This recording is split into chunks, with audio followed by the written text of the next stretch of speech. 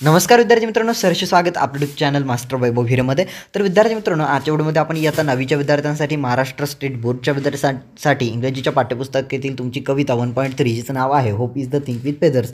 या कवितेचं विद्यार्थी मित्रांनो मराठीतून स्पष्टीकरण बघणार आहोत. तर चला सुरू करूया.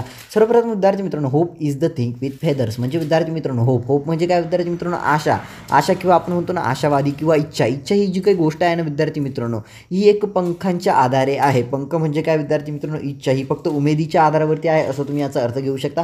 चला बघूया काय म्हणतात. तर कवित्री या कवितेमध्ये कवित्रीचं नाव आहे एमिली डिकिन्सन. पुढे जाऊन देखील हिंच्या कविता तुम्हाला बघायला मिळतील क्लास 11मध्ये, तसंच विद्यार्थी मित्रांनो 12वीमध्ये देखील तुम्हाला मिळतील आणि तसंच तुम्हाला 10वीमध्ये देखील एखादी कविता बघायला मिळेल. हे खूप पॉप्युलर पोएट आहे. यांच्या कविता खूपच छान आहेत. ओके, तुम्ही जर रीड केल्या तर सर्व कविता जगण्याला अर्थ देतात आणि जगण्यासाठी काही ना काही संदेश तुम्हाला देत असतात.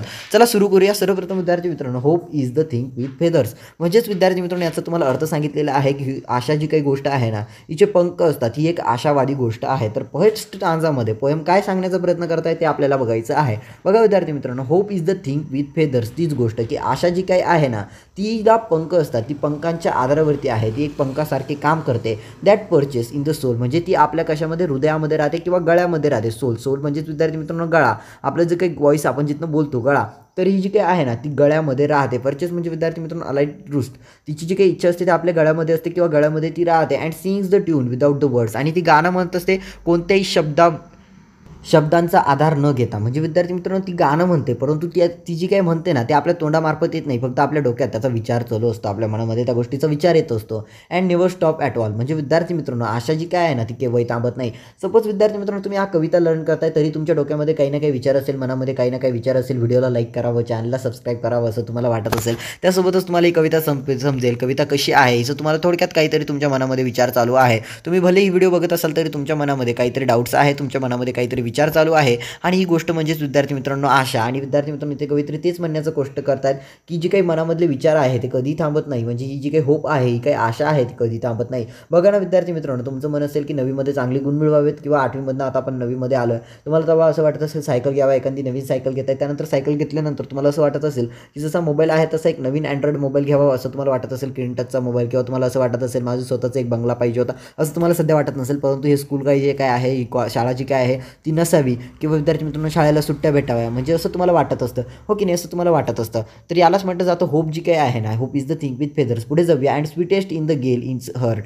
म्हणजे विद्यार्थी मित्रांनो इथे गेल म्हणजे व्हेरी स्ट्रॉंग वाइंड म्हणजे विद्यार्थी मित्रांनो कितीही वादळे आली, कितीही दुःख आली तरी विद्यार्थी मित्रांनो ही जी काही गोष्ट आहे किंवा विद्यार्थी मित्रांनो ही जी काही गाणं आहे ते कधीही थांबत नाही. म्हणजे कोणतंही वादळ आली, कोणतीही वादळं आली किंवा कोणतीही मोठी संकट आली तरी आपल्या मनातली ही गाणी कधी थांबत नाही. गाणी कोणती असतात तर विद्यार्थी मित्रांनो फक्त आशावादी गाणे. म्हणजे आपण बोलतो ना किती मोठं दुःख आलं तर आपण काय बोलतो, हेही दिवस जातील, म्हणजे आता पुढे चांगले दिवस येणार आहे आपण असं बोलत असतो.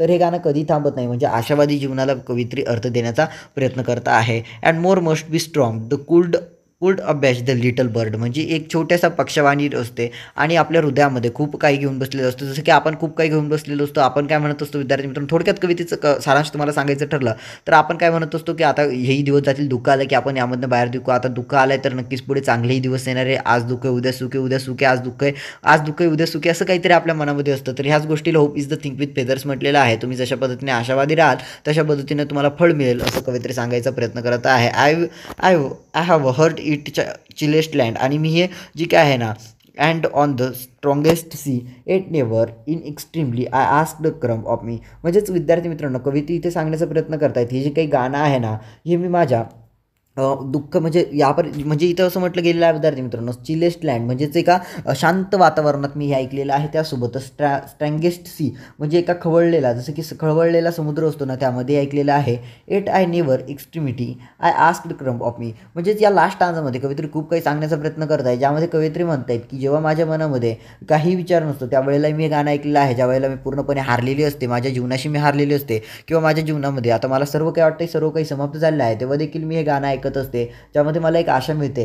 गाणं म्हणजे कोणतं असतं, यशाचं गाणं असतं. थोडक्यात तुम्ही समजून घ्या विद्यार्थी मित्रांनो अर्थ, की कवित्री असं म्हणताय की काहीतरी माझ्यामध्ये दुःख आलं आणि ज्या वेळेला मी समजते आता सर्व काही संपलेलं आहे तेव्हा माझं मन मला आतून म्हणतो पुन्हा प्रयत्न कर. म्हणजे तिथे काय म्हणायचा प्रयत्न करताय की तुम्ही भलेही तुमच्यामध्ये तुमच्यासमोर किती आव्हाने आली त्यावेळेला तुम्ही हतबल झालात तरी हे मन तुमच्या मनामधनं एक आवाज येते की पुन्हा करूयात, किंवा तुम्हाला असं वाटतं पुन्हा प्रयत्न करूयात, नवीन करूयात असं काहीतरी वाटत असतं. अँड ट्रांगेसी जेव्हा सर्व काही मी खूप काही घाबरून गेलेले असते किंवा माझ्या मनामध्ये खूप काही हडबडी असते, आता काय होईल, कशा पद्धतीने होईल, तेव्हा माझ्या मनातून पुन्हा एक हाक येते आणि ती हाक म्हणजे की सर्व काही नीट होईल, म्हणजे सर्व काही नीट होईल. ज्यावेळेला तुम्ही काही खूप मोठी चूक केलेली असते त्यावेळेला तुम्हाला वाटतं आता नेमकी घरचे काय बोलतील किंवा आपल्यासोबत काय होणार आहे, आपल्याला बोलतील की काय, मारतील की काय, परंतु त्यावेळेला तुमच्या मनातून एक हाक येते, चला जाऊ द्या, जे होईल ते होईल किंवा काही करणार नाही, असं तुमच्याच मनातून एक हाक होत असते. म्हणजे आपण एक पॉझिटिव्ह असतं आणि एक निगेटिव्ह असतं, तशा पद्धतीने आपण विचार करत असतो. आणि आतापर्यंत ह्या जी काही बर्ट आहे आणि मला कोणत्याही प्रकारे मी याला बघितलेलं नाही, अनुभवलेलं नाही, परंतु तरी देखील हे मला मदत करत असतं आणि हे नेहमीच मला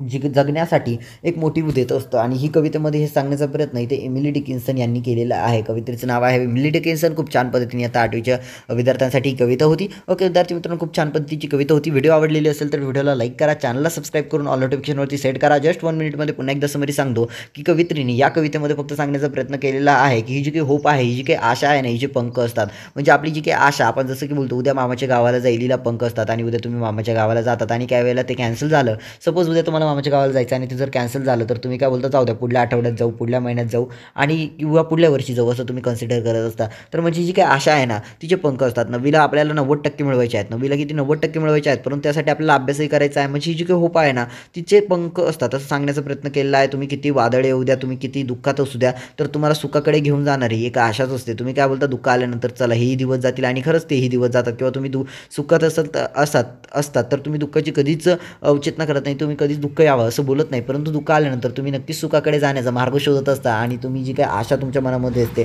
ती साक्षात्कार होते, ती साक्षात येते. म्हणजेच hope is the thing with feathers असं कवित्रीने इथे सांगण्याचा प्रयत्न केलेला आहे. होप तुम्हाला सर्व कविता समजलेली असेल. भेटू विद्यार्थी मित्रांनो आपण पुढील व्हिडिओमध्ये. तोपर्यंत tata, bye bye, take care.